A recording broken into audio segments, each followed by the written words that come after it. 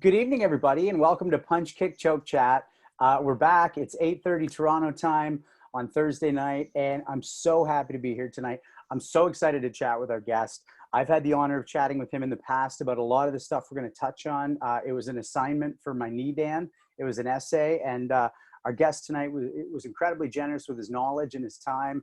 And even in our preamble tonight, I'm just like, oh, shit, I'm excited for this. I'm very excited. So every week, I get the pleasure of introducing Sensei Nicholas Suino. And it's funny because our guest tonight, Hanshi Hind, was saying how he wants to hear some stuff from Sensei Suino. And I was like, yeah, Sensei Suino, I'm thinking that you're sort of becoming, with your watching and you're chipping in, an eminence almost grease. That's what I'd call you, because you're not quite gray yet. But for everybody watching, Sensei Suino is an 8th Dan in Iaido. He's a 6th Dan in Judo, a 6th Dan in Japanese Jiu-Jitsu. But the one thing I wanted to mention tonight, and this is something that Sensei Dauphin has gone down and attended and helped with, is your permission seminars and the work around what Sensei Suino does is these workshops that help people discover their life's purpose. Now, what could be more important than that? It may include martial arts, but even if it doesn't, I can't imagine what matters more. And I just want to read 3 quick things on his site that he's learned. He gets more joy working from passion than logic. He needs to consider his relationships over the long term because he doesn't always understand his feelings in real time. Sensei Suino, when I read that today, the humility around that, I just appreciate so much. And living well is nice, but authenticity and immersive experience is more rewarding than a big bank account. And as a guy who my senseis know is a real seeker, I really appreciate that. And I just want to say that every time I think of how to introduce you, I'm more drawn into the world that you've created and offer back. How you doing tonight?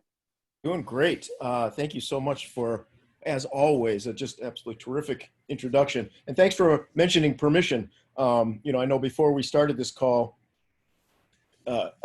Sensei Hind was talking a little bit about helping people, and I know we're going to get into that. And that seems to be a consistent theme throughout all of our punch, kick, choke, and chat conversations, is that a lot of us came into the martial arts as tough guys or hoping to be tough guys. And then after decades in the martial arts, we find ourselves serving others and being helpers. And that's what permission's all about. And it's been a wonderful experience. I can't wait until, post-COVID, we open up and we can actually be in a room again together. Not just that group, but of course, all of us martial artists as well. Each week I get the pleasure of introducing Sensei Randy Dauphin, who everybody on the call probably knows is an extremely high level black belt in karate and Iaido, world champion, exemplary martial arts student and teacher.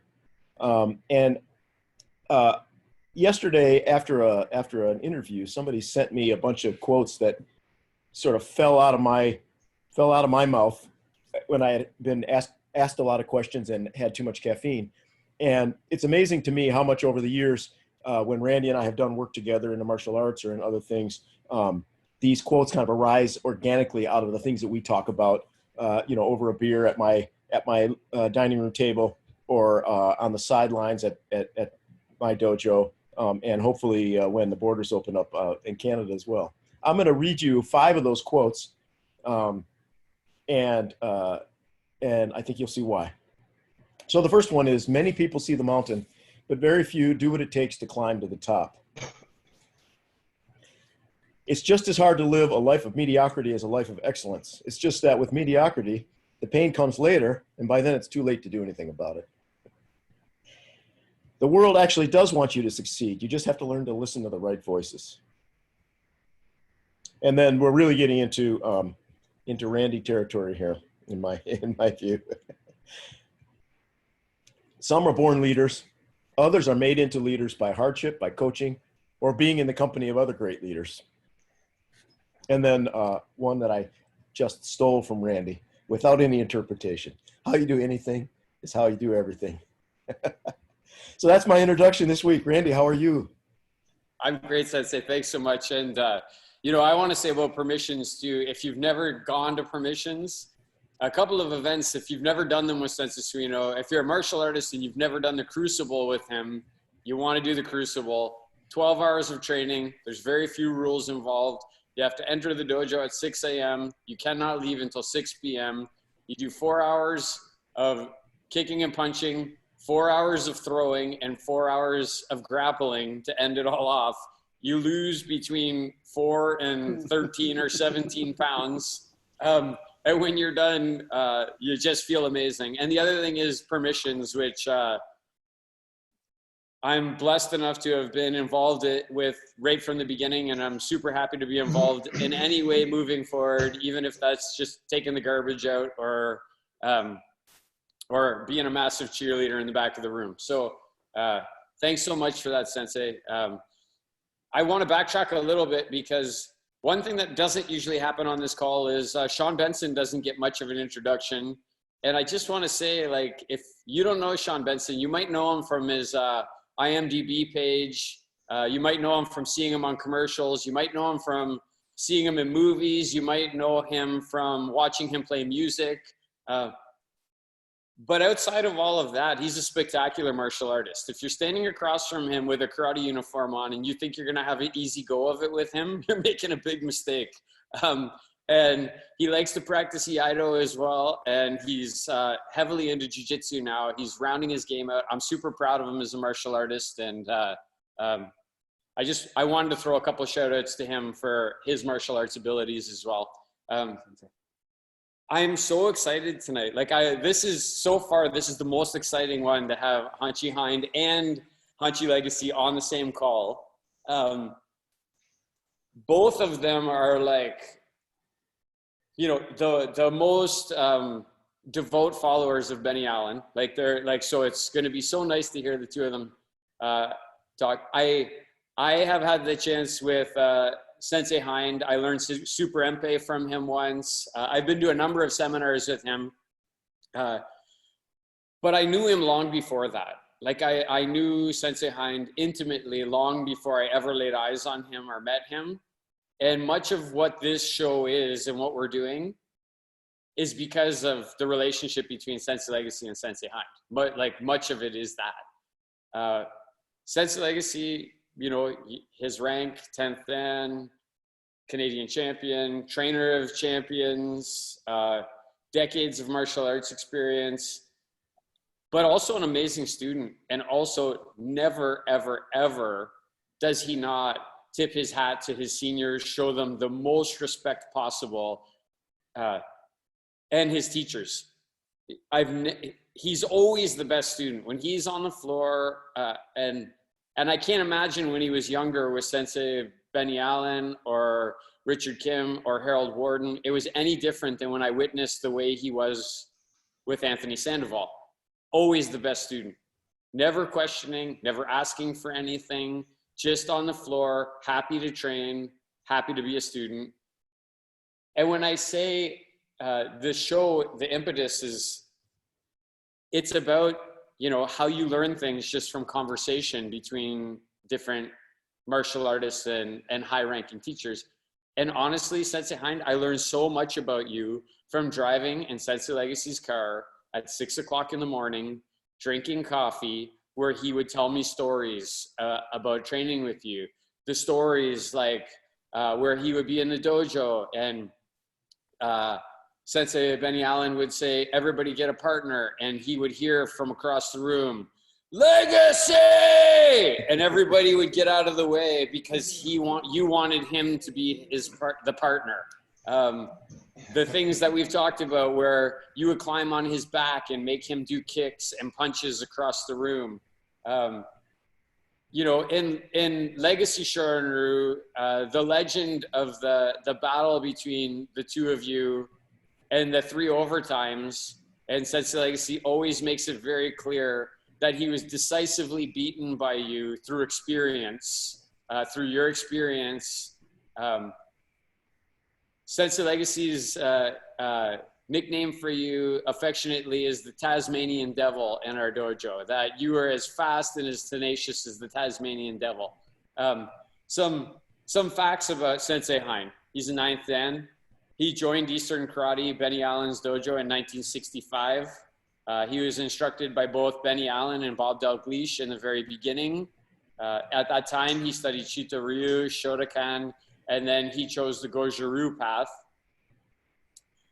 He studied along the greats like Wally Slowkey, Tony Facchetti, Ted Martin. All of those people were Canadian champions and world champions. He was the vice president of the Butokukai under Richard Kim when Benny Allen was the president of the Butokukai. In 1976, he received his sixth dan from Bob Dalgleish. And in 1978, when Sensei Dalgleish moved to the next level, he inherited and changed the name of that system to the Canadian Goju Karate Association, which at its peak had 25 dojos.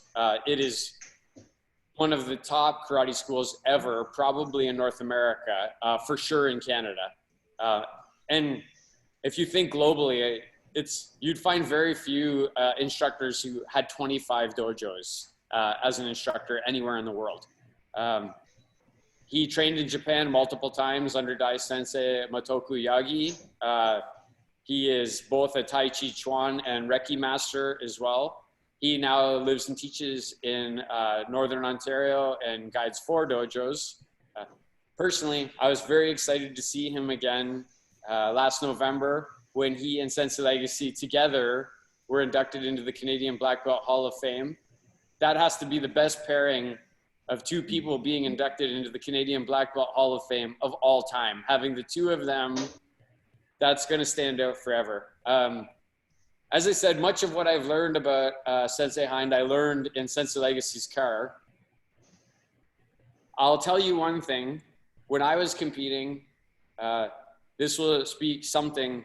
I never, ever once stood in front of a competitor that had a Canada Goju crest on their uniform, whether I knew them or not, and didn't think this was going to be a serious fight. When I had to stand across from one of those people, I knew I was going to be in for a hard, tough fight. And I won some of those fights, and I lost many of those fights as well.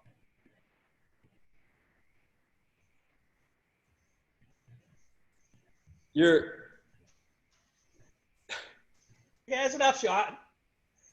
That's enough, do you think? No, I want to say a couple of the words, Hanshi, that come to mind when I think of you. I think of a person who's both direct and skilled and extremely respected in Canadian martial arts.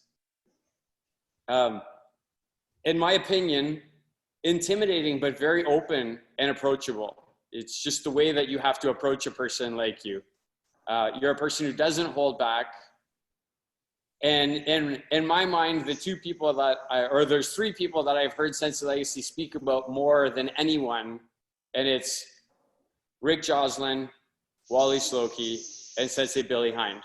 And that's my introduction for Sensei Hind. And I'm sorry I stumbled there. It's just, it's both exciting and intimidating and exhilarating to have you on this call, Hanshi. Thanks, Sensei Dopefan. So I'm just going to address everyone really quickly, and then we'll get into the meat of this. Everybody watching, it's called Punch, Kick, Choke, Chat. We structure this very much around the idea just you're privy to a conversation that's being had, and even though I'm facilitating, that's how I feel. So, you know, you might hear some things that strike you as something you don't agree with, or you might hear some language you don't like. It's all good. We're just doing this for fun and for free. And if you don't like it, you can, I don't know, complain to your mom or dad. And the last thing is, if you look at the bottom, there's a chat button. And we really want you to ask your questions because we love the engagement in real time with you. Anybody watching this later won't quite get the benefit. But Robbie's our wonderful behind the scenes tech. He's just put up the thing. Please enter your questions for Hanshi Hind here. So we look forward to feathering those in. Okay, Hanshi Hind, I asked some of our guests this. You know, he takes a moment to look at his notes or collect his thoughts, and you say that's enough. How do you feel being introduced that largely? Well, it's just, as we all say before, right? We're the ones who've gone before. So we have baggage that we brought with us. And that's what I look at it as, just baggage, right? But anyways, what was I going to say? Oh, let's get into that fight, Gary. That third overtime period, right? Yeah, all right, so who's going to set the scene for us? I will. Awesome. Okay, we're in Hamilton at a Donnie Warner's or somebody's tournament, Waterloo tournament, that was fighting for first and second, grand champion, I think, or Yeah. finals for black belt, right? I just bought a brand new Kata gi for that tournament. So we start sparring. I see one of your spinning back kicks coming at me. I could put both my arms up and block your back kick, but I would have had one broken arm. It was so fast and so powerful, right? So I ducked underneath it into a squat. And as I squatted, I farted. And it was a fart that made the whole pants rip wide open. Right? So, of course, I'm a karate guy. I don't wear any underwear. My boys are all sticking out, right? I'm looking around. Somebody says, go run to the dressing room. So I run to the dressing room. 3 people throw me gi bottoms from the stands. I pick up a number size 5. I said, this will do. I go back in, come back out with a new pair of pants on, right? And I'm going, I just bought that gi, Gary. It's time for payback. So for the next three sessions or 3 overtime periods, I was trying to hurt you. But it was because of your superior shore and roo blocking skills that I couldn't get in there to hurt you. Yeah. And then he throws a change up. So then I said, well, I better use my mind and trick him instead of try to overpower him. And that's the story. It was the fart that ripped the pants. Yeah, that was the best fight I ever had. That was like a long fight. 3 overtime periods past the regular periods, right? So there were other periods. What year would that have been in, Sensei? Oh, what? 70s or 70. 73, When do we give you your black belt? Oh, speaking of that, huh? When did you get your black belt? 82? 72. 72, okay. Yeah. I don't know if you remember this picture. Can you see it? Oh, yeah. Yeah. I do remember that picture. Look at those badasses wearing black gis, eh? Yeah. Was that when we gave you your black belt, you and John? Yeah. Do you have this picture? Yes, I do. Oh, you do? Oh, okay. Yeah. Okay. I was going to say it's yours now. Okay. You didn't fine. have it. Okay. I have some other pictures of Ben I was going to bring when I come out to your seminar, Okay. whenever that's going to be. Hopefully in the fall. Yeah. We can get that together, right? Yes. And one thing about being that we're all learning, we're still learning. I still would like to learn stuff myself, right? My son is going to teach me guitar. I'm only 73, so I think it's a good age to work on Stairway to Heaven by Zeppelin. So I'm going to learn how to play guitar now. Brilliant. And pardon?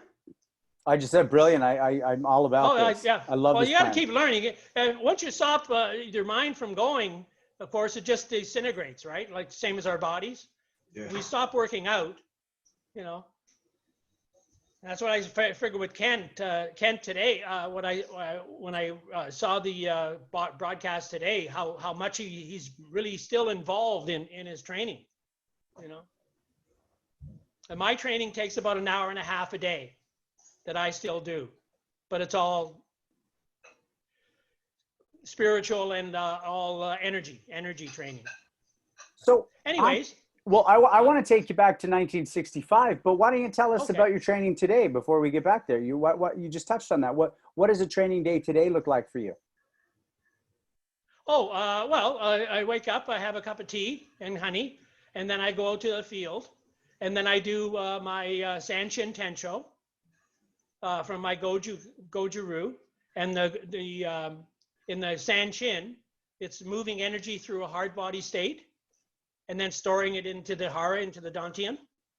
And then I do Tensho, which is energy going through a soft body state. Then I store that in my dantian. And then I do the 5 elements: fire, water, earth, wind, and void. Well, void is Japanese. We like to call it ether. the stratosphere above the earth, right? So we have the 5 elements of the earth. So I do that 4 different directions, north, south, east, west. I take all that energy from the earth and then bring it in. So I have human energy or ki from Sanshin Tensho, from Goju. I have the 5 elements from the earth. And then I do my Tai Chi 37 right side, left side. And the Tai Chi is the grand ultimate. And the grand ultimate is the universe. So then I take the universe energy and I bring it in and put it in my Dantian as well. So I have these 3 energies and 3 art forms all in my hara. And then I will, the energy coming up my spine, like a snake, right? Going up the spine to the pineal gland. And then with my Reiki, if I'm healing someone, that a live person in front of me, then I just transfer that into my hands. If a person is far away, Rick Joslin, I just saw his one. So he's got something the matter with his left lung, he said. Yep. Gary, do you remember that left lung, Sean? Yes. I think it's left lung. Yes. Okay, so I've been giving him healing last night about trying to make that a little better, right? So anyway, so what happens is once say I'm doing a distance or even a laying of the hands on the person, what the energy does is turned into electrical magnetic energy, and that goes into the atoms, and it changes the atom around to make it either a healing atom, to get rid of the disease, or to create a brand new one. And of course you put an awful lot of divine love in there too, because that's what it's all about, right? Everything's about love. And once you've done that, then you're on your way. And then it's just the session is how long does you feel that energy is there and how much that person can absorb it. So that's what I'm training into now.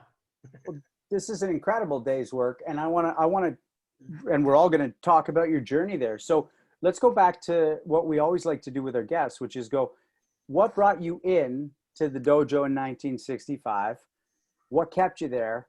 And I know you're going to get into the guys you were in there with, and I know we're really going to crack that open. And that's what I'm as excited as Sensei Dauphin about is having you and Hanshi on this call. So what brought you into that first dojo, and what kept you there?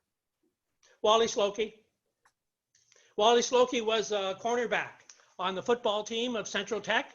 I was a pulling guard. Me and Bill, this other Bill, we were pulling guards. We pulled out, and then we'd go, and then the halfback or the fullback would be standing behind us, and we'd run down the field and take anybody out who was standing in front of us, right?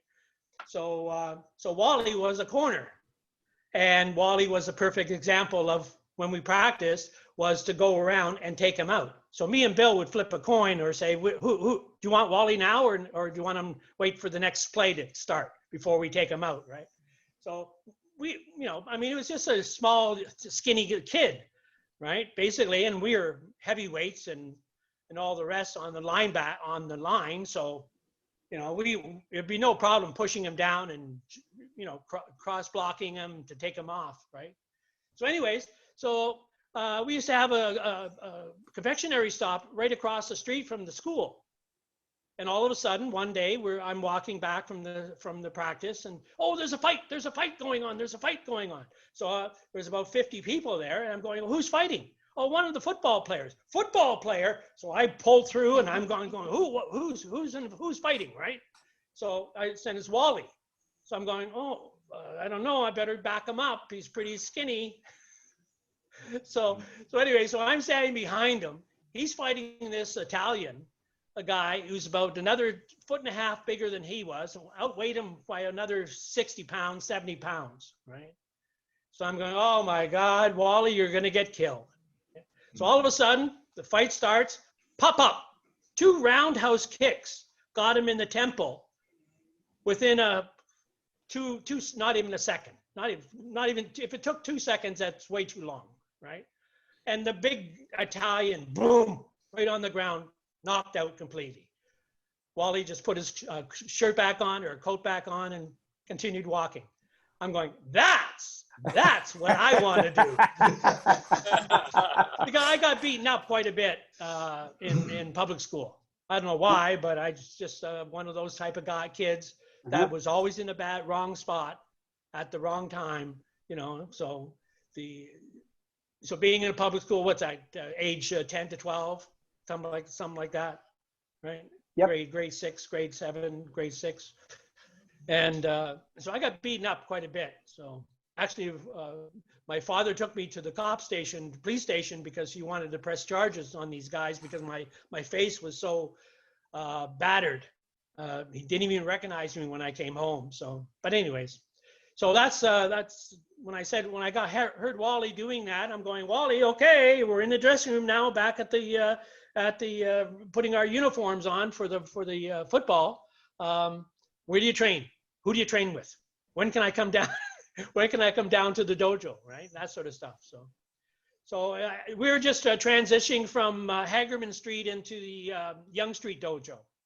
And the Yonge Street Dojo was a little bit pretty unique. It had a good ascent of trying to get you to come to the dojo quite a bit, rather than having Bob and Benny and Wally and Tony and Teddy there. We were on top of a burlesque club, a strip club.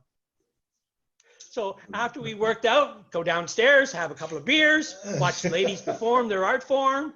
So it was a little more incentive than usually what a normal, going for coffee at the coffee shop after the workout and chit-chatting after that. So, but then after that was the Dundas Street Club. And the Dundas Street Club, getting back to your hand, didn't I ever show you how to train your hand, Gary? Didn't we ever talk about training your hands? Probably. I'm not sure. Well, we had vats of Dip Dop Joy at the Dundas Street Club, and we put our arms right into the liquid, because it's made with alcohol, of course, and then bring them up and then set them on fire, just to burn off all the alcohol. So the chemical, the what do you call it? The herbs and stuff like that, spices and stuff, would make your hand into leather. No, but I mean, it was just we never did that with you? No. Well, that's probably why your right hand looks like that. That's one of the reasons. You show me your right hand after you punch the tree? Yeah, I showed him already. Yeah. We didn't do nothing about it? No. Benny didn't put it back in its place? No, he just laughed at me. Oh. Well, he must have liked me a lot more than he liked you. Probably. Every time I would pop my knuckle into my wrist, he'd come over and pull my hand down and reset the bones all the time. And that's why I couldn't figure out, when I looked at your hand, how did it get that big, right? And why didn't we, as in your instructors, why didn't we tell you about this stuff and fix your hand for you? Maybe he didn't like me that much. Maybe that's probably it. There you go. That's probably it. Yeah. Out of town guy. Yeah. So Hanshi, I love this. And then what you're jumping ahead just a bit, but what kept you there? So you go in, Wally Slowkey's got you there. Who's your first instructor? What's that first style? And when did you go, oh, I'm staying. This is who I am now? Benny had the high belts, and Bob, of course, was in and out all the time, right? He'd be down in the States training with someone, he'd come back in, stay for a couple of weeks, take off again. And that was basically for about 10 years he did that, back and forth, and just getting more and more knowledge from different people all the time. The nice thing about when he came back, he showed it to me, because I was a library person, right? So when Benny would teach, say Wally, he would teach him circles. So Wally would do shudos and round kicks most of the time when he fought. Teddy Martin would do straight line, front kick, side kick, punch, back fist. Those 4 techniques. Very rare anything else. Maybe the odd spinning back kick, but that was it, because he had a really fast spinning back kick. Tony Facchetti, Tony would do everything. Tony would do circles, straight lines, levitation. He was the best karate person I've ever seen in my life. His snap of his gi on a side kick was louder than I could yell. way back when. And I had a pretty good ki back then, but it was just unbelievable. So, you know, School of Hard Knocks. You were talking of a couple of people before me about the School of Hard Knocks. Yeah, the right? old school. The Yonge Street was just fun, or getting back to Yonge Street again. Benny being with the high belts, Teddy Martin and Tony and Mike McCrudden and those guys. So I had his wife. I had Belle. She was an orange belt, and that was my first two lessons. Was Benny's wife teaching me basics, right? But then when I saw the boys and saw them work out, and of course got interested in Benny, yeah, what kept me there was Benny Allen, basically. You know, I mean, you have your Einstein for atoms, you have your Tesla for electricity, and you have Benny Allen for martial arts. That's how I look at it. He was a genius. He was a genius. And as I say, he taught Wally circles, Teddy straight line, Tony, but I was a library person, right? I had a memory. So when Bob came back from all his travels, he would show me the katas. Benny would watch, but he would never memorize the kata. He would just watch it, right? So by the time I was the second degree black belt, I knew four or five complete martial arts systems as a Nidan. And then of course I just kept on going more and more after that. But yeah, he would say, Bill, remember that kata Bob showed you 5 years ago? That Shinto kata or that Pasai kata? Huh? There were some really good moves, a couple of concepts in that kata I would like to go over. So would you show that to the class? So I'd show the kata to the class so they would understand what kata he was talking about. And then he'd just like grab something out of the kata and then we'd work on it. And this was like every lesson. So you never knew, and that's the whole with Benny, what you're going to learn that night. Could be anything.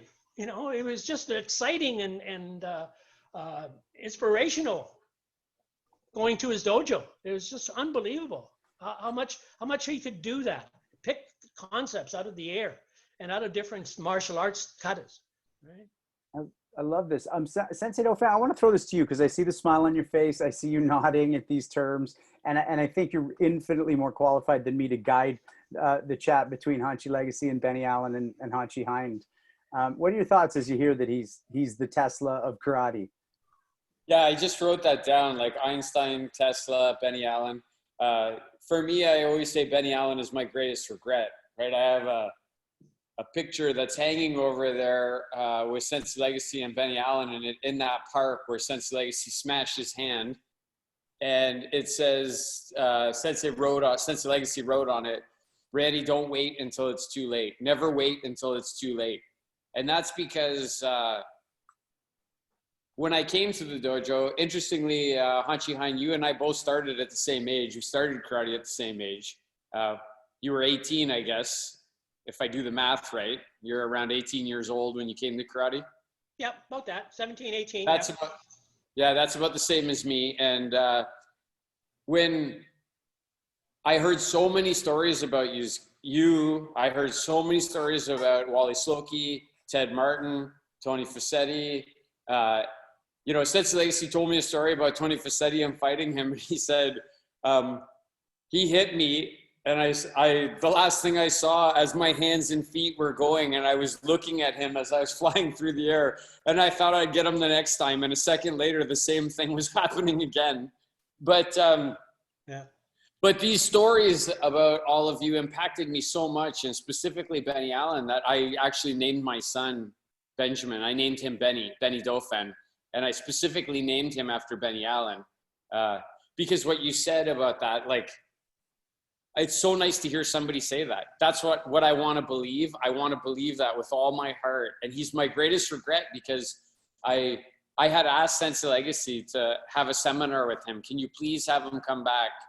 And Sensei Legacy contacted him, and Sensei Allen said, you don't need me, why, blah, blah. And Sensei Legacy said, well, my guys really want to meet you. Like they really, And he said, okay, I will, call me back. And then time went by, and when I said Sensei Legacy again, I pushed him a little bit, and it was when I was like a showdown or Anita. I had no vision.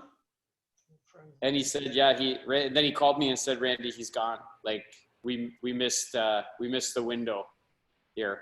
And I just remember crying actually after Sensei Legacy told me that. I just remember crying with regret at not having had the chance to meet this person that you talk about as a genius, which I want to believe that, and I believe it even more now.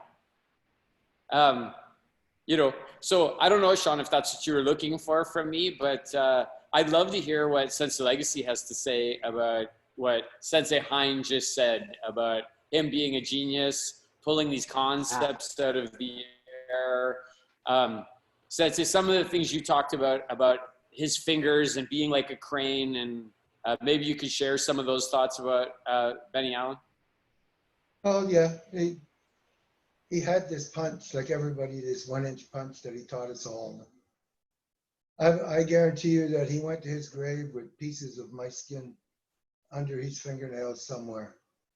He's knocked me down so many times, and he just could slide in and out of places that nobody else could slide in and out of, and just give you these tremendously powerful, relaxed shots. Pretty scary. But I fall way behind Bill when it comes to Benny Allen, because he was a senior student. I was sort of in the intermediate, and he got a lot more of Benny Allen than I did. And again, even though he lived with me for a while, I missed a lot of it. I missed a lot of the beginning, because I started in 71, February 28th, 1971. And like you said, he passed way too young. He knew like 3 or 4 or 5 different styles of martial arts.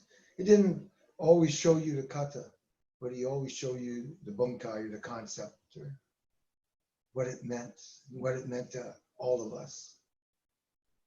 That's why we're sort of his disciples.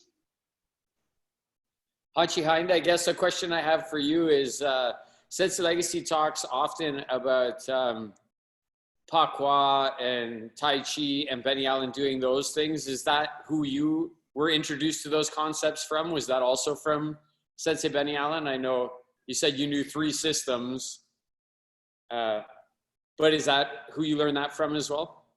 Oh yeah. Me and Benny, we went out to a couple of Chinese people in Chinatown. Benny knew everybody in Chinatown. We used to go there at 3 or 4 in the morning and just sit around and drink with the cooks, because all the cooks were martial art masters. And I think, Sean, you had once talked to Kwai Wong, who mentioned that as well, right? Well, that's right. And Hanshi, that's something you and he both shared with me, and something that I hadn't heard before, but just that's where basically we all got our punch from, is that late night Chinese striking that he was working on, that soft, close range power. Is that right? Is that how you remember it? Yeah.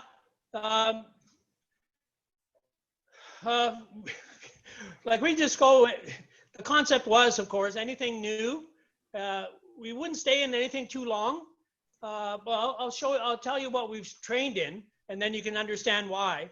We would just understand the concepts and the principles of the art, because every martial art system has flaws in it. It has really good parts to it, but also it has flaws in it as well, right? So here's a few of the things that, and people want to know what Benny Rue is. Benoit. I'm working on it. Okay. I don't have the pictures of you guys. We've lost video. Yeah, we lost video. But anyways, I started off with Cheetah-Roo. Then Bob learned from Nishiyama in LA about Shotokan, so he brought back Shotokan to Canada. Then he trained with Gosei Yamaguchi in San Francisco, so he brought back the Yamaguchi style of Goju-Ryu. We trained in the 5 hungars. We trained in the 5 animal systems. I've trained in 3 different Tai Chi systems. I've done Iaido for a couple of years. I've done Wing Chun, following Bruce Lee style. Tell you a story about that. Jeet Kune Do, learned White Crane from Bob Coe in Calgary. He's a White Crane Tai Chi master. Did Buddhist chanting, did Pakwa, Xing boxed at Lansdowne Boxing School, where George Chavello and Clyde Gray trained in. And I learned the 5 elements from Al Wang in California. Can you see us now, Hanshi Hind, or are you like? No, I just want you to know. Can't. My son's working on it now. We can see you just fine, and we can hear you just good. fine. Yeah, Yeah, okay. you're on the camera just fine. Yeah. Yeah, we can see you. Oh, okay. So thanks for working on that while we're chatting. And then, yeah, we do have you nice and clear, which is great. And we're sorry you can't see us. One question I have for that, and I know some people are going to be really interested in, especially some of my students, is you mentioned that you feel like there's some real pluses and minuses about style. So you start in the Chito, you get into the Shotokan, then you decide to dedicate, for the most part, the through line to Goju. What are some of those observations you had, without necessarily disparaging anything? What made you go, that's lacking that, that's lacking that, here's where I'm going to go? Well, say a couple of the stances, right? The stances, Shotokan, the long stance. Of course, it's great for strengthening your legs, but it's not very good for fighting, right? And say Chita-Ryu is more for horse stances. And horse stances just fight sideways, and we never fought sideways. Not one of us of the higher belts. We always foot straight on. The animal systems, of course, then you become more like an animal relationship. So that has its drawbacks. So now I'm back on you. Oh, great. Nice to see you again. Yeah. So now, so it has drawbacks. A tiger has too much power. A monkey is, half claw sort of thing, jumping around. Just that sort of concept. And that's why Ben did that way, right? He learned as much as he could from all the different art forms, put them together, and then taught us the concepts. So we've all read the book of Book of Rings, right? Mm-hmm. Musashi's Book of 5 Rings, right? What's wind? Knowing other people's styles. If you know other people's styles, then you know how to defeat them because you know what they're going to throw at you, right? Mm-hmm. Well, getting back, can I go into a little bit of thing here with Anderson? Remember, he was talking about going past the center line? Yep. Using his physical body. Once you see his hand or his foot go past the center line, you know what's coming. Yep. But when you fight people like Bill Wallace and Daniel Richet and who else is really fast? Wally Slowkey. Like Wally, I mean, when I was my classmates really tried to help me learn how to block. Wally Slowkey did a roundhouse kick, put his big toe in my eye and pulled my eye out on my cheek. So I ran in the dressing room, put my eye back in, lay down, meditated, went out of my body, went out for about 5 minutes, came back in. Someone told me to come back in. I got up, I went back and I started sparring again. Another friend of mine, classmate, Teddy Martin, took all my front teeth out with a reverse punch. Wanted me to learn how to do a high block, right? Wally wanted me to do an outside block to protect my side of my face. Tony Vassetti broke all my ribs a couple of times over. So then I had to do the Chudon and Shotoukis in order to do that. Benny kicked me in the groin 3 or 4 times. To realize that I have to be able to block my groin as well. So all my classmates and even my instructors were trying to really help me quite a bit. So one thing I want to jump into, and this is again one of the threads I love about our show, is back in the day and now. So when Hanshi Legacy's talking about Benny Allen and hitting him and knocking him down and all this stuff, and you're talking about these way, you guys are glowing. You're guys in your 70s who look like you're 20 while you're telling these stories. But we don't tend to, yeah, we don't tend to train that way anymore with that level of intensity when it comes to sparring. We spar hard, we hit hard, but we might pad up or just make sure we don't get the teeth knocked out. What are your thoughts, especially as even when I met you almost 20 years ago, you were talking a lot more about the Tai Chi than the martial arts in your own stuff, the soft aspect. So what are your thoughts for a karateka at different levels of their training, and how hard does hard need to be in 2020? Were you guys pioneers and it doesn't need to be that way again? Or should more people be taught how to block by their classmates? Well, again, at different times, different people, right? I mean, we were all young, strong, energetic fighters. We just wanted to fight all the time, right? And having people, and Benny used competition between us as his main teaching skill, right? So, I mean, Teddy would punch me in the mouth and knock my teeth out. And then Benny would turn to me and go, "Are you going to let that guy punch you in the mouth and knock your teeth out? Why don't you go and hit him back?" Same as Wally, same as anybody, all these guys, right? It was more of that sort of competition between the two that we always tried to, especially those guys, Wally, Teddy, and Tony. Like I say, I was a library person, so I could sit back. Plus, I wasn't very good in kata. I was a terrible fighter, right? Compared to these guys, I was a second class, right? At least second class fighter. But and I could sit back and watch these guys go through all this stuff as well, right? So it's I believe you should go as hard as you can. I do my students, I train them as hard as I can, but I also work on the soft side too. I do, I do the 3 arts. I do my karate, my Goju karate. I do my Tai Chi, and I do my Reiki. Those are my 3 arts, right? And Nicholas, you have your 3 arts. The 3 primaries, like you, I've had experience in a lot of different martial arts, but the 3 primaries. Yeah, but just stick with those 3 primaries, right? These last 20 years or so. Well, yeah, the longest one is judo, right? I started judo in 1968, right? So I never looked back. Yeah. I have a question for you. What do you mentally say to yourself when you walk into your dojo and bow? Probably, I guess your highest rank is Iaido, right? So, yeah. And that's your most barbaric or vicious martial art that you do? I don't know if it's vicious. I think of it as a very refined art. Well, I mean, one slice of the sword can certainly hurt a person. It's fair. That's fair enough. That's fair enough. You've frozen on us. Sensei Hind, can you hear us? We may have lost him. Somebody will be working on that. All right. Yeah. I was going to tell the story. He's up in Northern Ontario, Sensei Suino, so. Yeah. It's funny, it's funny he says that. When I practice the Iaido, I rarely think about it from the barbaric side of it.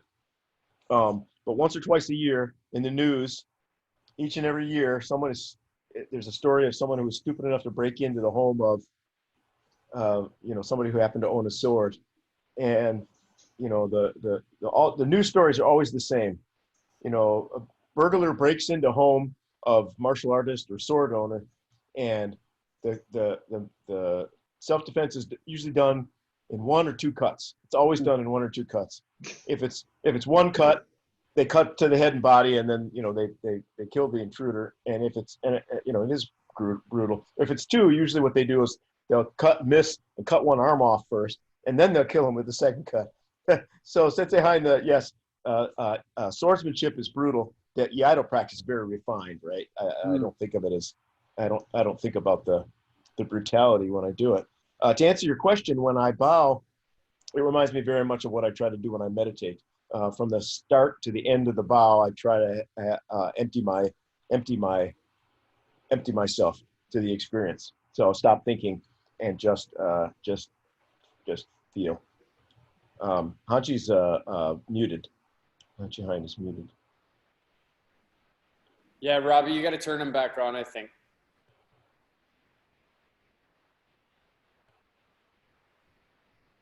You're Hear me back, now? Sensei. Yes, You're yeah, we back. can hear. Okay. Anybody else? Gary, what do you say to yourself when you, oh, Gary's not here. Sean, what do you say to yourself when you go into the dojo? Hanshi, are you not with us? I am. Yeah, Hanshi Legacy's here. Oh. Yeah, he's Oh, here. yeah. Yeah. Cool. I try I to- don't want to answer before you, Hanshi. I try to center myself, just to bring everything and center myself and work from my inside out when I'm bowing. Give myself to the art. And Sean, what do you say to yourself? Yeah, Sensei, I don't say much on the bow in, to be honest. I'm excited to enter the space, and I don't think much about that bow. The Makuso at the beginning of class is really, it's just after 28 years, I just don't have to do anything. I just don't think between then and the closing.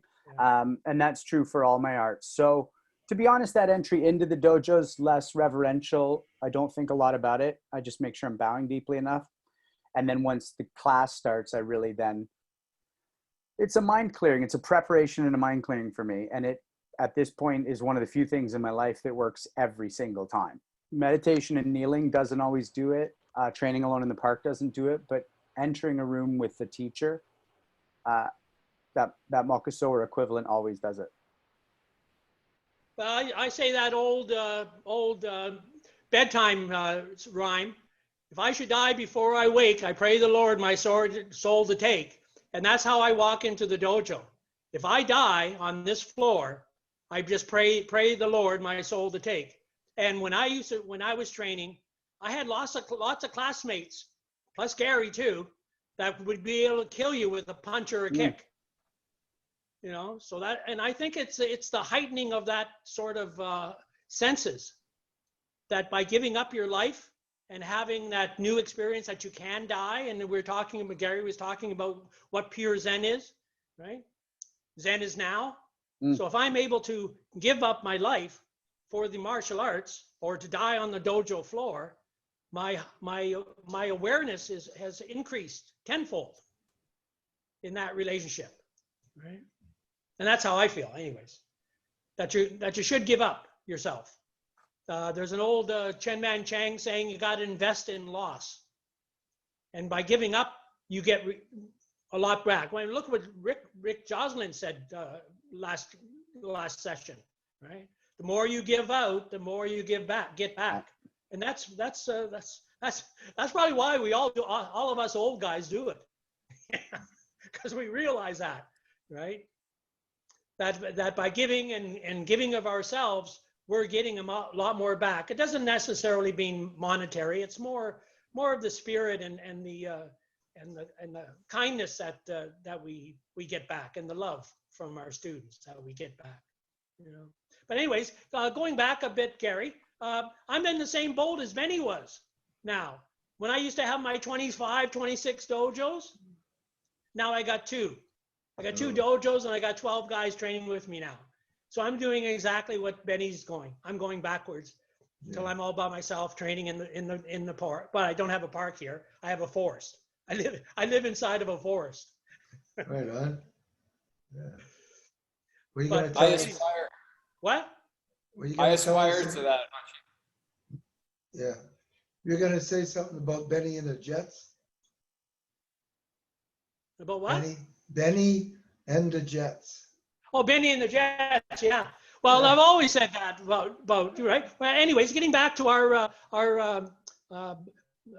being indicted into the inducted, not indicted, inducted. I want to know about the But indictments. it feels like being indicted into the Black Belt Hall of Fame. There were 7 of us. There's 7 of us from Eastern Karate, from one school, one small little dojo in above Zanzibar, above a strip joint, got 7 of its members to be Black Belt Hall of Famers, right? And that was one of my greatest things, is to have you and me at the same time getting involved in that.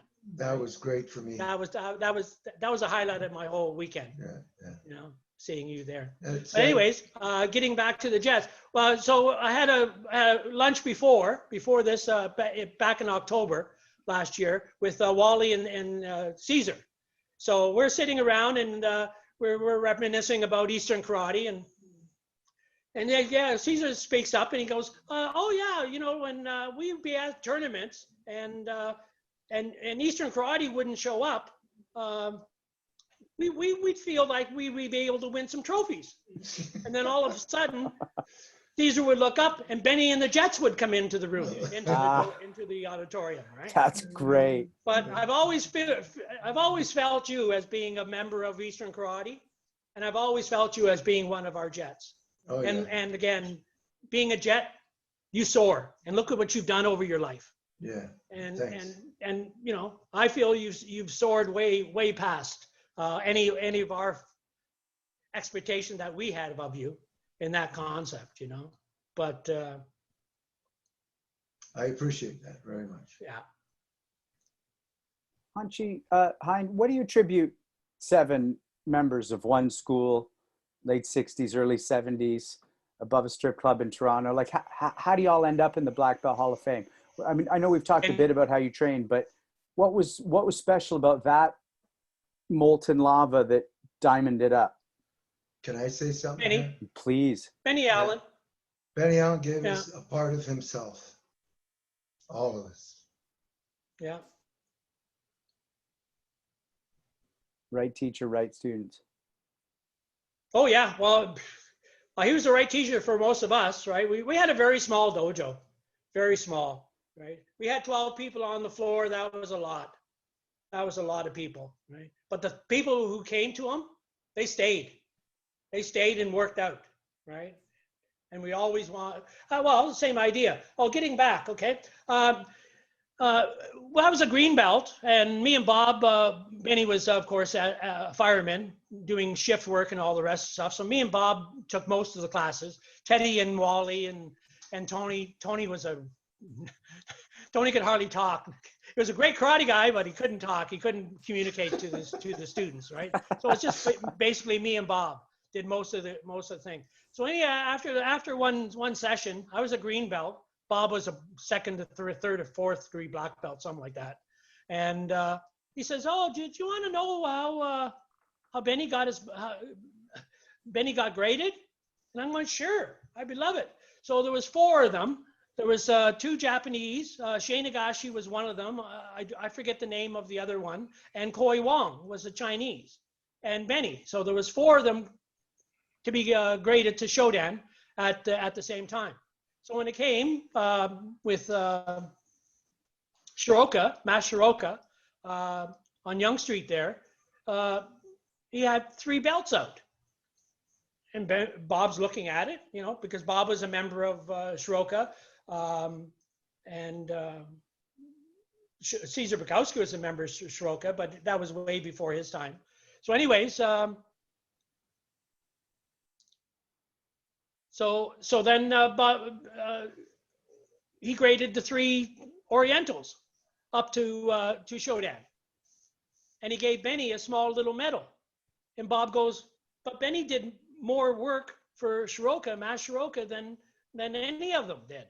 Because he would go out to Hamilton and teach in Hamilton, go to St. Catharines, go to Oshawa, go up to Barrie, and teach you at the branch schools, right?" So they got really upset that Benny didn't get his black belt. So that's when Bob left, Koi Wong left, and Benny Allen left Master Shiroka, and they went down to Hagerman Street and opened up the Hagerman Street Dojo. But so I'm looking at Bob going, "You mean Benny's not a black belt? He didn't get a Shodan? He's only a brown belt? I want to be a brown belt for the rest of my life. I want to be just like Benny Allen, right?" And that's the way I feel. That's the way I feel. All the other ranking that I have, people, same as Gary, right? Same as you, Gary. People just give it to you, right? Maybe they feel sorry for you or something. Maybe. Oh, here's a 5th Dan. Oh, you feel better now? Oh, here's an 8th Dan. Are you okay now? You know, just not crap, but anyways, it's not important, not important. But getting up to brown belt level, I learned that. I earned that with Teddy and Wally and Tony, fighting those guys, getting up to brown belt. But anyways, so one thing, Gary, I know what you said a couple of sessions ago, that white crane is very deadly, and you wouldn't want to teach a brown belt an art form like that. But would you make an exception and teach me some chin as a brown belt? Some chin? Is that what you Some said? chin. You have Oh, a I different see. name of it in white crane? I'm not sure what you're speaking of. I do Matsumura Hakatsuru. It's actual Yeah, but you don't have a some chin in your art form? Sanchin, yeah. It's called Duken Sanchin. Yes. There you go. There you Yes. go. Yeah, that sounds close. I would show you that for sure. Oh, good. Okay, good. Phew. I just thought I might have to move up a couple of belts in order for you to get me to show you that kata. So I learned it from Bob Cole, and I just want to see if it's the same. Right? Yeah, sure. We go through that. Yeah. Okay, good. My Well, pleasure. when I come down for the seminar, I'm gonna stay over, and then maybe on the Sunday we train and pick up Absolutely. that kata. That'd be Yeah. great. Yeah. I'd love that. And you a lot of pulling in that kata, a lot of squeezing of your buttocks coming up. Not so much. Yeah, No. it's a bit different. We'll do it when you come up. Okay. Okay. I'd just Okay. really like to One be other there point for for that. Randy. One other point for Randy. Randy, you said I showed you Super Empe? You did, So Hanshi. Yeah. So I expect you to be able to see you do it when I come up. No. Yeah. You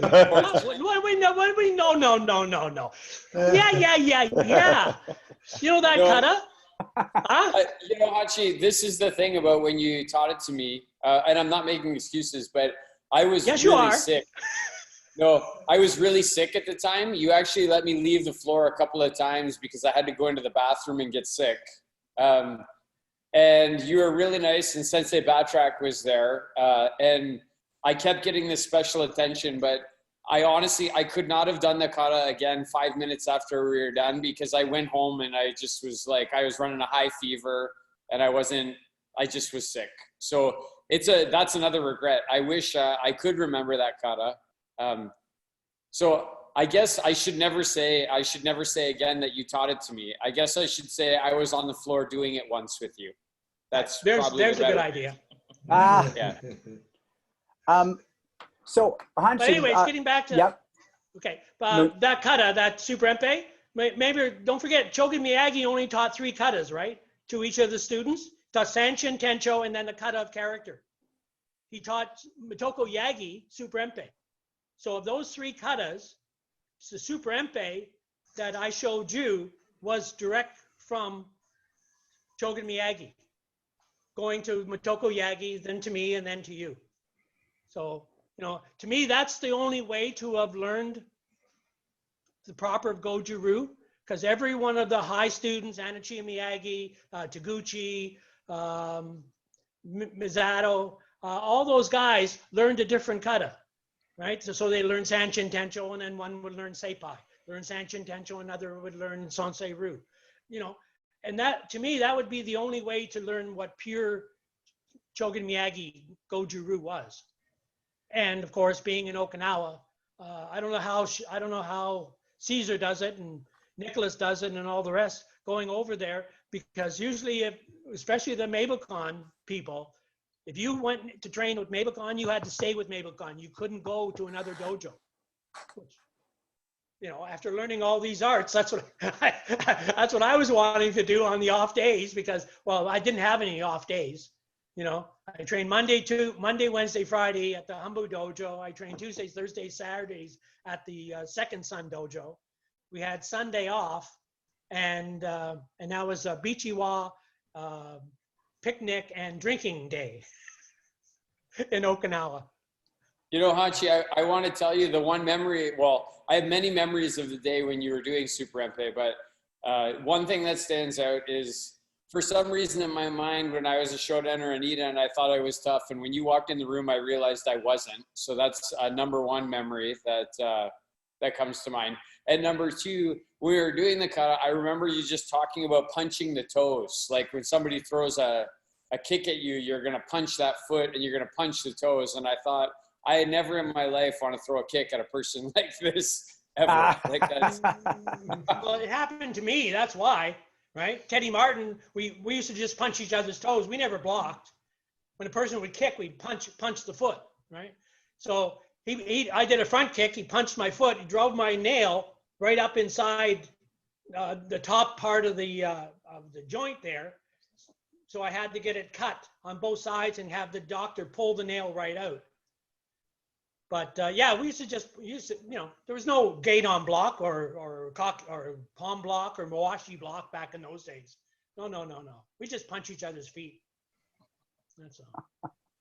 I love that. I just want to touch on 3 quick connections and then a couple more questions about your journey toward the soft. One is I may have been to the Zanzibar more than once. 2 is I could hit a golf ball to Dundas and Kiel in my neighborhood in Toronto. But also, I was lucky enough when I lived in LA for the first 6 months I was there in 2003 to train with Nishiyama as well. And that's pretty interesting that I didn't know that Bob Dalgleish had trained down there and brought some of that stuff back. I really enjoyed the experience, but they asked me to change my style in a way that I wanted to keep Hanshi and Sensei Dauphin as my style. But in any case, I wanted to ask you then, in terms of style, because that's why I didn't stay at that dojo per se, what made you then go, I'm a Goju guy, and then what made you then get into the Tai Chi and the Reiki? Well, Bob came back with all those different styles of the karate styles anyways. And Benny, of course, did all the Kung Fu. But Wally stayed with Cheetah-Roo. Teddy went with Shotokan. And Tony liked Shotokan more than Cheetah-Roo. I guess he liked the straight line and just the basic of the front kick and punch, which he was exceptional at. And nobody wanted to do Goju. So I'm going, none of you guys want to do Goju with Bob? I will. And then Bob said, you have the perfect Okinawan body type. You're 5'10", you're 190 pounds, that sort of stuff. You got big legs. That's sort of, big frame person. So Goju would be just ideal for you type of idea. So I started Goju and I went to Basil's tournament in St. Catharines once as an orange belt and won first place with San Chin. I was the first person in Canada to do Goju and at a tournament and win. So I thought it was great. Nobody understood what I was doing, and they didn't understand what I was doing with Goju for the next 10 years anyways, because no one knew it. It was a brand new art form, right? They knew Shotokan, they knew Cheetah-Roo, they knew long styles, they knew Wada-Roo, of course, with Shinteni there in the peninsula, Niagara Peninsula there.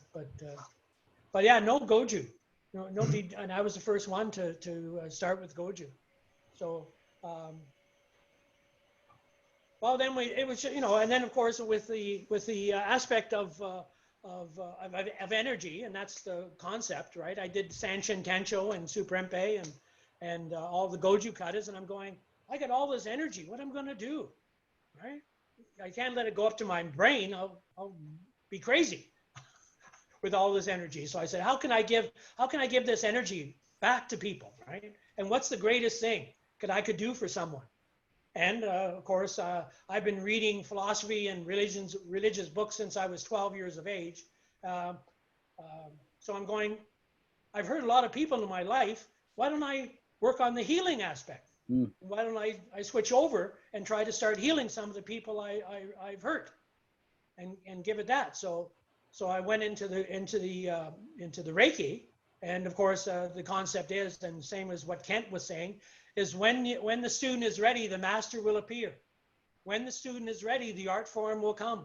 And that's been my life.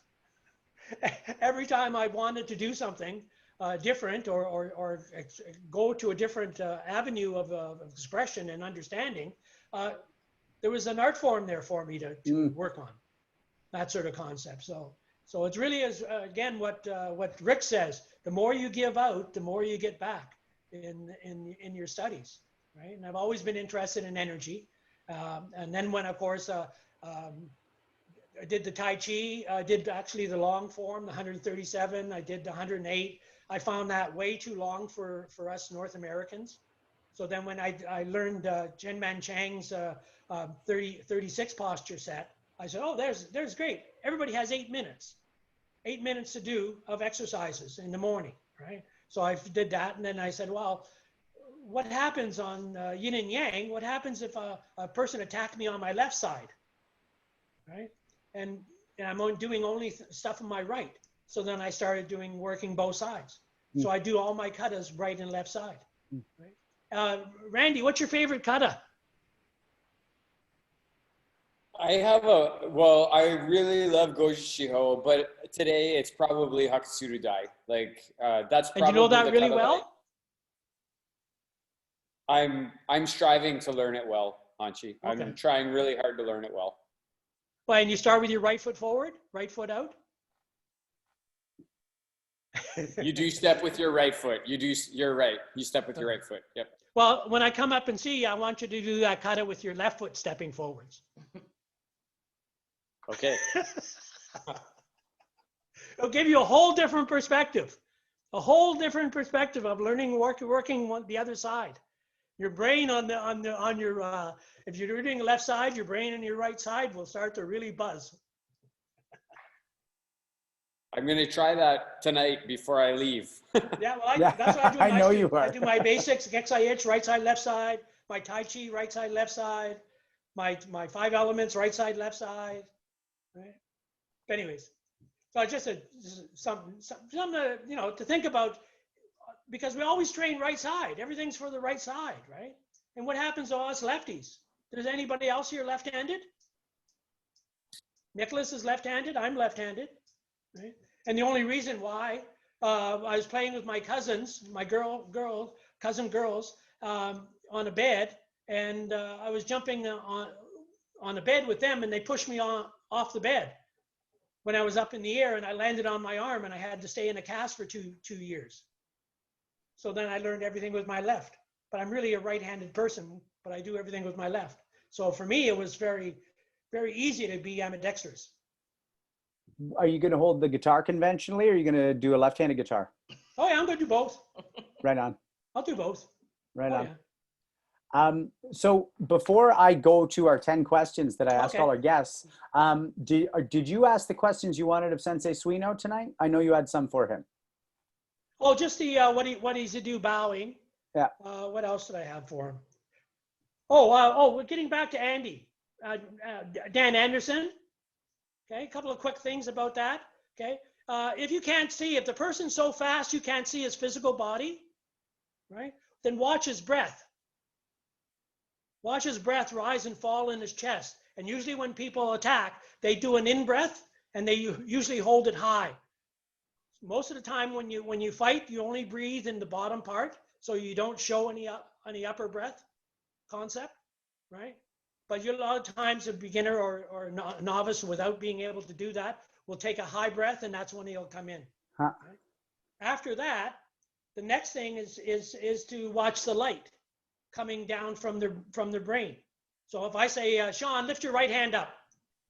Lift your right hand up, Sean. Okay, there you go. So my sound went into your ear, created a vibration of symbol, went to your brain. You created electrical spark. The electrical spark went down the side of your body, activated your muscle, and your muscle went up. And your arm went up in the air, right? So you watch the electrical spark coming down from that side, so you know which limb is going to be affected. And of course, the final one is to, of course, be your opponent, right? There was a movie that Bruce Lee wrote a manuscript for, and this martial art was trying to find the secrets of martial arts in this book, right? So all through the movie, he was going to different styles and trying to ask for this book, right? So finally, at the end, the guy finally found the book. He opened the book up, and inside the book was a mirror. So you become, as you open your fight, you become your opponent. So whatever your opponent is thinking, you're registering, right? Because of course you're empty, you're zen, you're nothing. There's nothing going on. So you're picking up his vibrations. So he's going to say, and of course, as we talked about before, if you can recognize the person you're fighting or has seen your person that you're fighting, you know he's going to always throw his best 2 techniques first. Always. And why would you want to throw in a fight to win a trophy or to win a grand champion, throw your worst technique? You'll throw your best technique always, right? So if you can see the person you fought before or knew he fought that way, you'll be able to pick him up. Of course, the final one, which gets really, really iffy on, is to now start programming your opponent. Tell your opponent what technique to use. Throw a reverse punch, throw a reverse punch, throw a reverse punch, right? And then the person will throw a reverse punch because that's a thought he's got in his brain.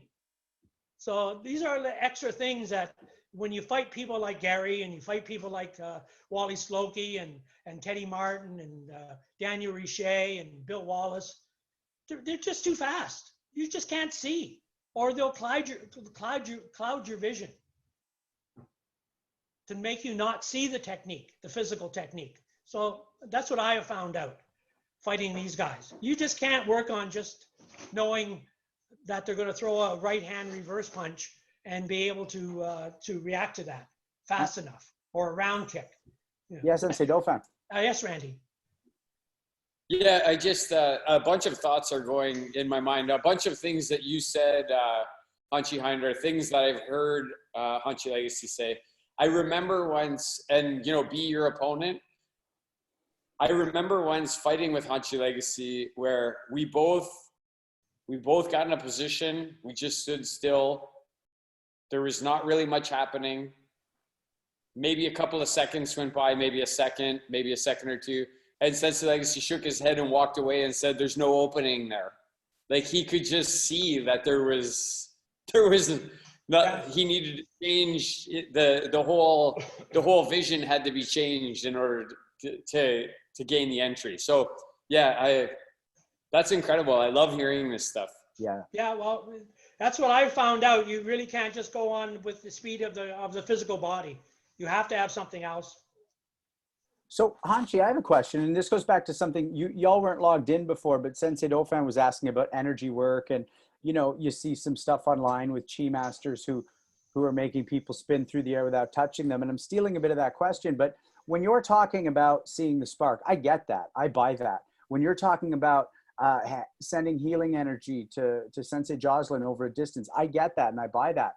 At what point is there that limit where you're like, yeah, but you're not flipping someone in the air with your chi? Because you're someone who obviously works with energy every day. Yeah, but why would I want to? Why would I want to flip someone in the air? I mean, the whole object of our martial arts, right, is to get really tough guys in and make them into gentlemen, right? I mean, look at all of us.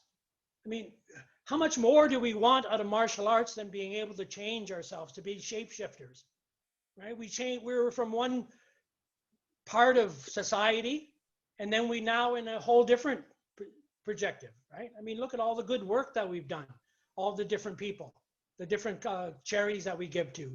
How many people like Rick Joslin has gone into hockey and helped that, and how many other people have we helped over all of our years?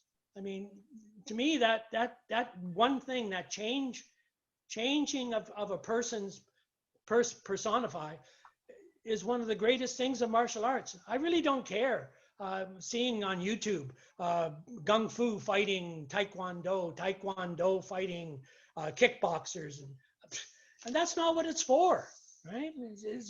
As I said, with all the different styles that Benny was working on, he was just going after the concept. He wasn't going after, oh, one style is better than the other style. No, he was working on, oh, there's something really good in that style. Let's take that out of there and work on it. Let's take, we'd work on a kick for a year. One kick for a year, a whole year. And then we go on, and next year we do something different, a hand technique. And next year we do a roundhouse kick. Next year, we do a Shudo and spend a whole year on Shudos.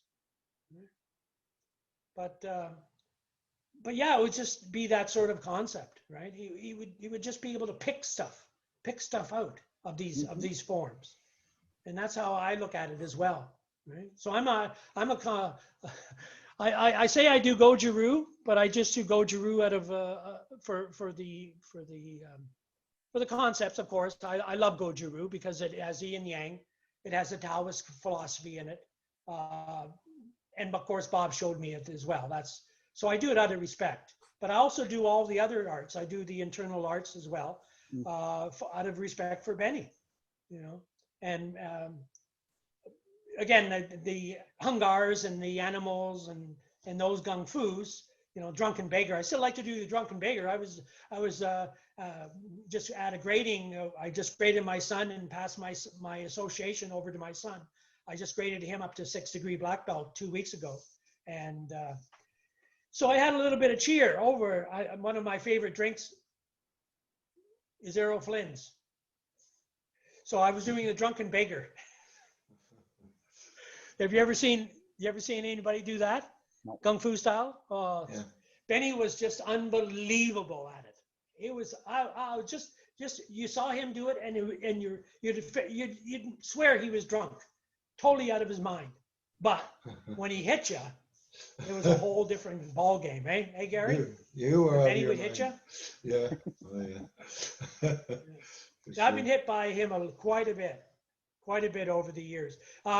If you ever see Goju people, Mario Higiona, when he does his testing of his person doing Sanchin, he slaps the deltoids, he slaps the lats, he slaps the legs, he kicks up between the legs to make sure that you're squeezing your anus together and that sort of stuff, right?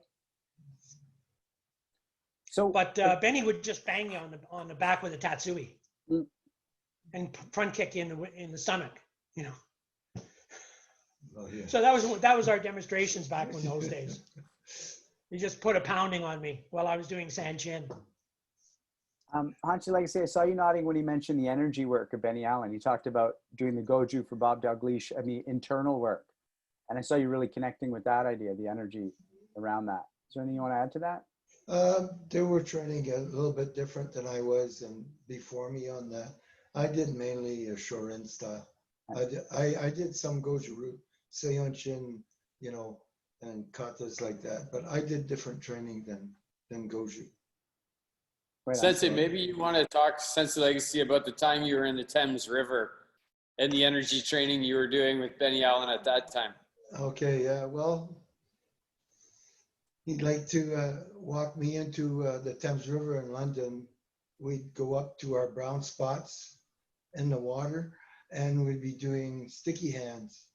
And every once in a while, I'd be just like a fish. He'd just grab my wrist and pull on me. I come right out of the water, land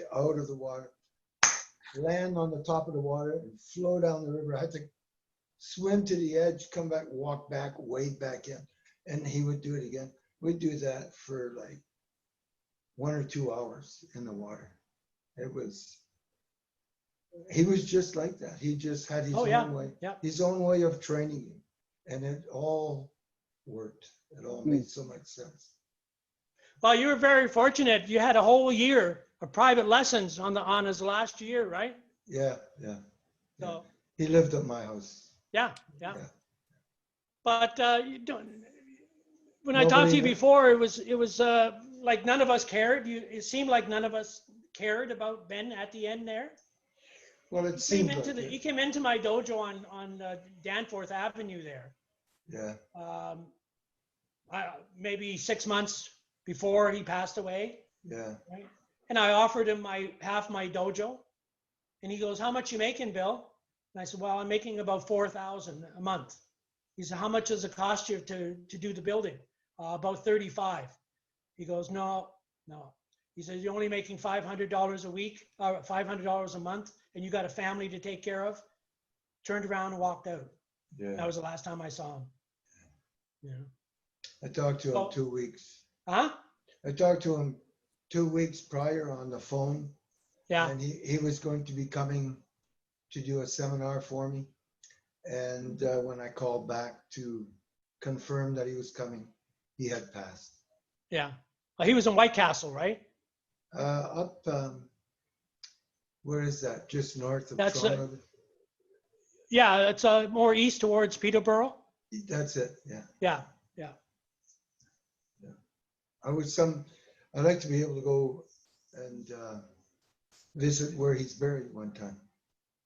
Okay. Yeah, we could do that. That'd be Yeah. good. Yeah. What do I want to say? Okay. Oh, tournament oddities. What? That doesn't matter. How about those questions then? Yeah, you ready Pardon? for your 10 questions? Oh, sure. Oh, yeah. Okay. All right. So take as much or as little time as you like, and I'll move through them. What is the most effective move in your martial arts arsenal? Reverse punch. Who is the most influential martial artist in your life?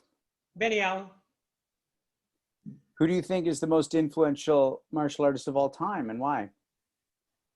Wally Slowkey and Bill Wallace.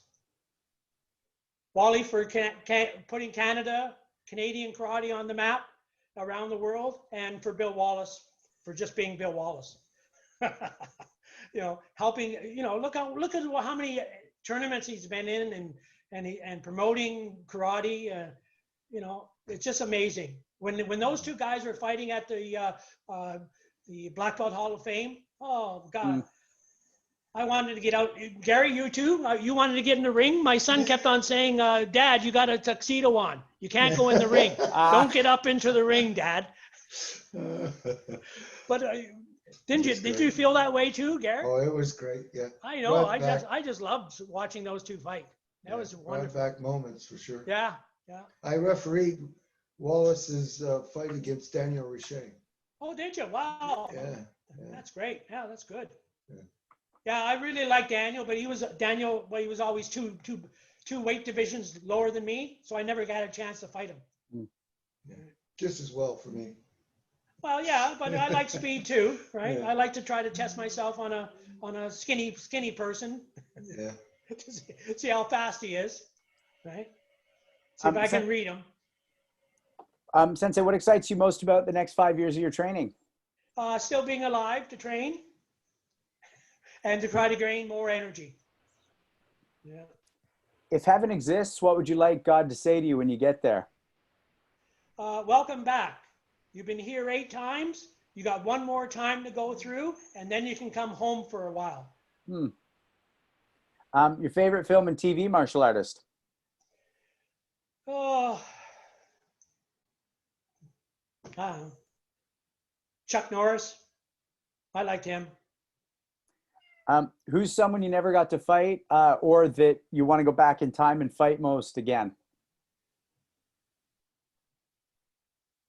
I like to fight Shogun Miyagi way back when, because he was, at his later years, he was going into contact, putting pads and on his hands and feet and chest protectors and headgear and all the rest of stuff.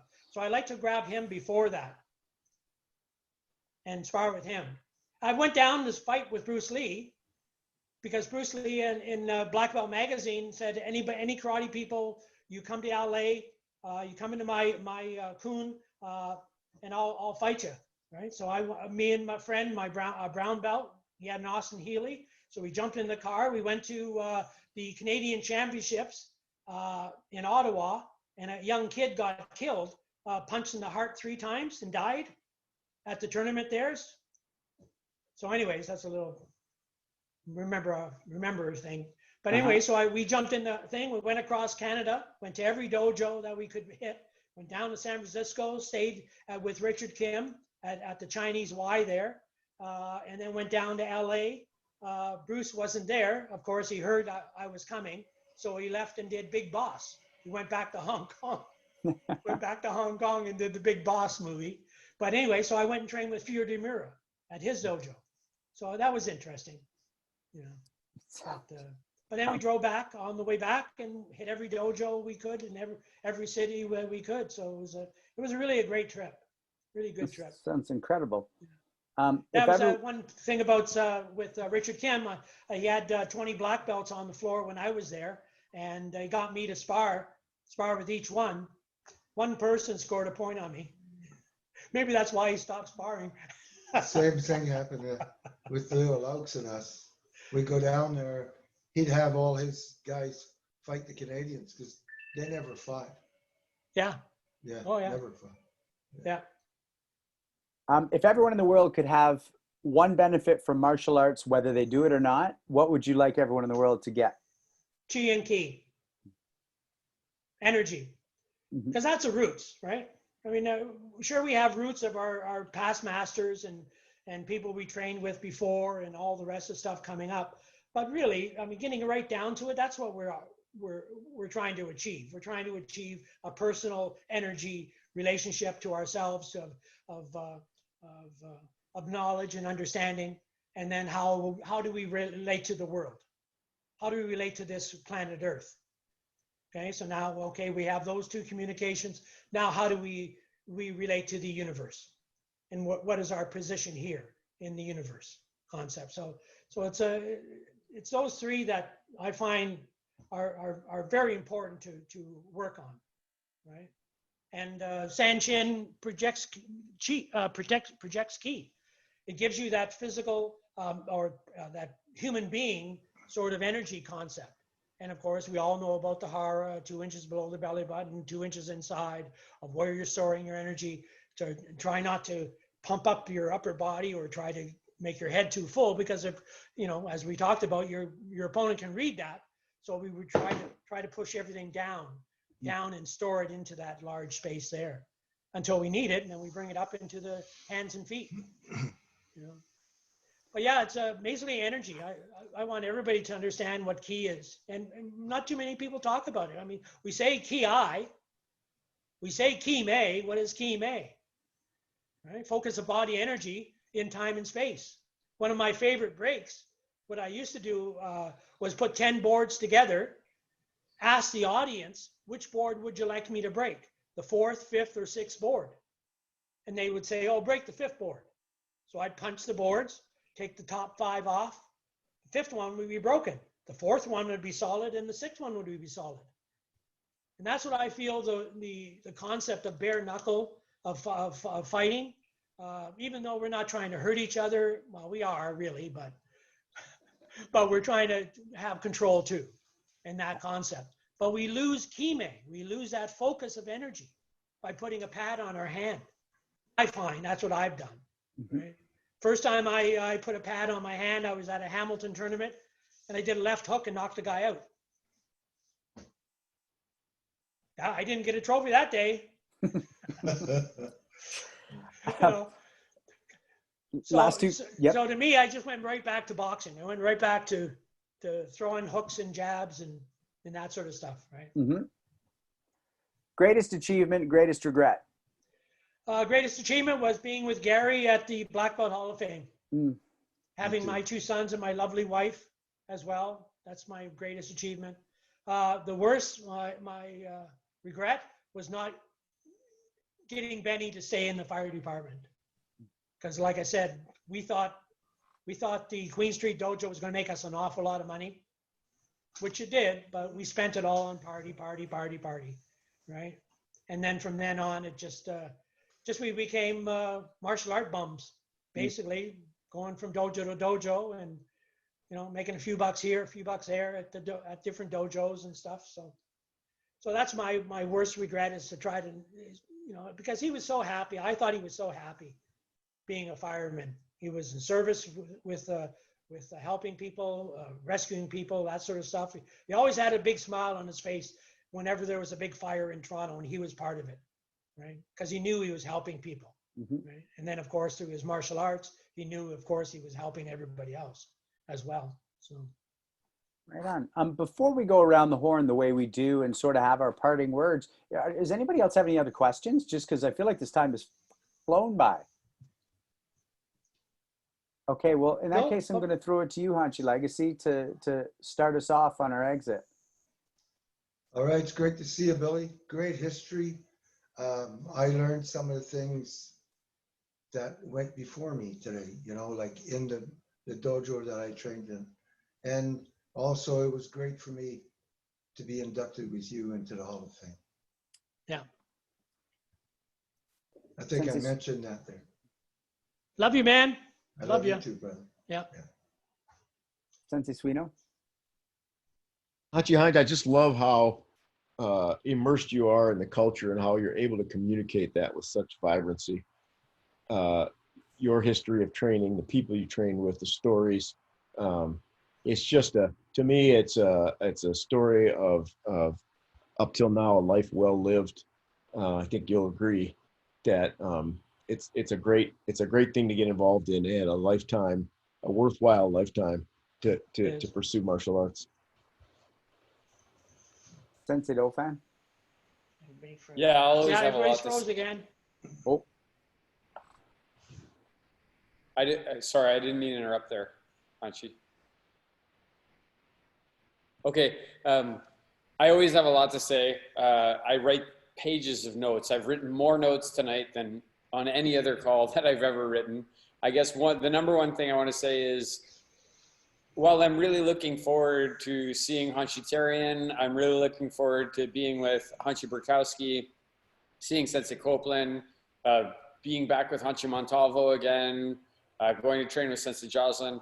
I gotta say, like, I'm not looking forward to anything more than seeing Sensei Legacy and Sensei Hind together in the dojo. Like, that's when COVID ends, that's the number one thing I'm looking forward to right now. I'm going to be thinking about that like crazy to be able to see that. You know, I love the fact that Hanshi Hind was a football player, as was Sensei Legacy.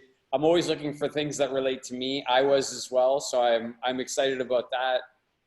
I like what Hanshi said about, you know, you train really hard up to a brown belt and then the rest of it's all just like baggage. Like, it's just all given to you, right? Like, after that, people just feel sorry for you and give it to you. Interesting that I love to hear that Tony Facchetti is the best karate person that he's ever seen. I love the stuff about Einstein, Tesla, and Benny Allen. I love thinking about it that way. I'm going to think about it that way a lot. And a word that comes to mind is synergy. When Hanshi says about how did Eastern Karate produce 7 Canadian Black Belt Hall of Fame members? It's synergy. That's how it happened. Like attracts like. Those people attracted each other. That was a special moment in time. And the stories, it's all been reinforced for me. Like, I feel so much more secure about my thoughts when it comes to people like Benny Allen and Bob Dalgleish and Ted Martin and Tony Facchetti, and mostly about Hanshi Hind himself. I love that he said that Benny Allen used competition between his students to make them better. I can relate to that. I can relate to that strongly.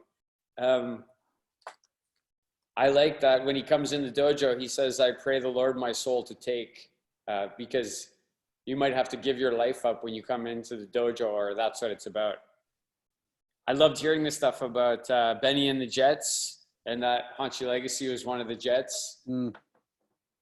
And, you know, I guess one of the things I'm going to write on my whiteboard tonight is what Hanshi said about why he got into Recce, is because he thought to himself, I've hurt a lot of people in my day, and now maybe I need to start helping to heal those people. And that's my final thought on what I'm going to take away from tonight. Thanks so much for that, Sensei Dauphin.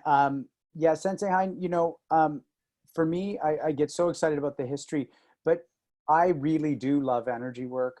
I really do. And something we talked about so much before we even started rolling for the audience is being of service.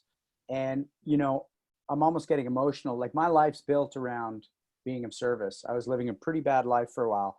And when I finally found the concept of service that you talked about so much before we started rolling, I really connected with that. And I really hear that with you. And I absolutely love the clarity with which you explain that energy work and all the history. It's just been a beautiful chat tonight.